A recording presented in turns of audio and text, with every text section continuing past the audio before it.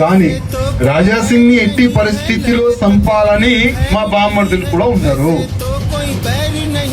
2010 లో జై శ్రీరామ్ చెప్పనికి చాలా భయపడారు.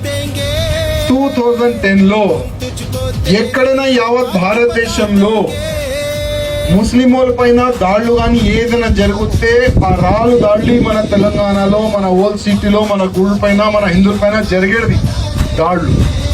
2010 లో రామ భక్తులు ఒక్కటై భయంకరమైన తయారు చేయాలి, మన దేశభక్తి పాటలు తయారు, దాంట్లోనే ఫుల్ బిజీ ఉన్నా. ఒక లెటర్ వచ్చింది ఆ ఇంటికి, దానికి ఓపెన్ చేసిన మంచి మాట రాసిండు బాడుకోగాడు. ఇప్పుడు ఒక 3 స్నాపర్ వస్తున్నారంట. 3 స్నాపర్ని 3 ప్లేసెస్ లో అడ్జస్ట్ చేసిందంట ఆయన.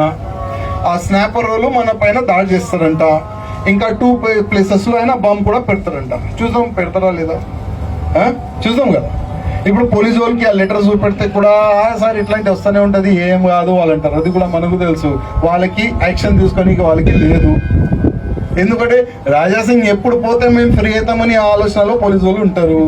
ఓకే, వాళ్ళు అట్లాంటి రెడీ ఉంటే మనం కూడా రెడీ ఉన్నాం, నో టెన్షన్. కానీ ఇంకా ముందు మనం కూడా తయారు చేసి పెట్టుకున్నాం.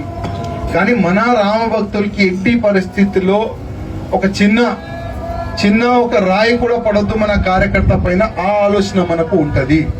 అది మీ బాధ్యత కూడా ఉంటది. కొద్ది మీరు కూడా ఇవాళ ఒక వాలంటీర్ వచ్చింది కదా, ఎంతమంది దోస్తు ఉంటారు? కట్టర్ దోస్తు కావాలి, డూప్లికేట్ దోస్తు కాదు. మనం 1 డే, సంవత్సరంలో 1 డే నేను పూర్తిగా ఈ వాలంటీర్ మీటింగ్ పెట్టే నా ఒక ఉద్దేశం, నా తర్వాత మీరు ఈ యాత్రని తీయాలి. ఇదే ఒకటే లక్ష్యం, ఇదే ఒకట ఉద్దేశం. ఇవాళ లేకపోతే రేపు ఏమైతుంది ఎవరికి చెప్పలేము. రేపు ఏమైతుంది చెప్పలేము. ఏదైనా కావచ్చు. కానీ ఒక్క రాజాసింగ్ లేకపోతే శ్రీరామనవమి శోభయాత్ర ఆగిపోతుంది. అది జరగకూడదు. దాని గురించే ఒక